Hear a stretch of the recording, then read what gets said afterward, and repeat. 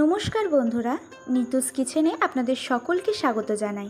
আজকের একটি অন্য ধরনের রেসিপি এনেছি, মাছের ডিমের বড়ার তরকারি।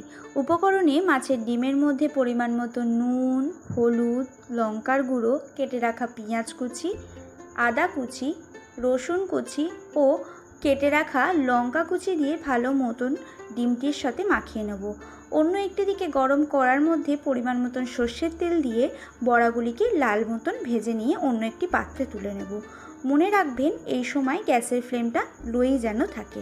বড়াগুলি তুলে নিয়ে সেই তেলের মধ্যেই বেটে রাখা রসুন, কুচিয়ে রাখা পেঁয়াজ ও আগে থেকে কেটে রাখা আলুর টুকরো দিয়ে নেড়ে চেড়ে নিয়ে বেটে রাখা আদা ও টমেটো কুচি দিয়ে ভালো মতন নেড়ে চেড়ে নিয়ে পরিমাণ মতন লঙ্কা, হলুদ, ধনে গুঁড়ো ও জিরে গুঁড়ো দিয়ে ভালো মতন তরকারিটিকে আমি কষিয়ে নিয়েছি।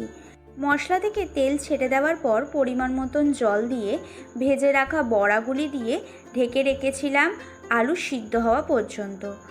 কিছুক্ষণ পর কড়ার ঢাকনা খুলে নিয়ে কুচনো ধনেপাতা দিলেই তৈরি মাছের ডিমের বড়ার তরকারি।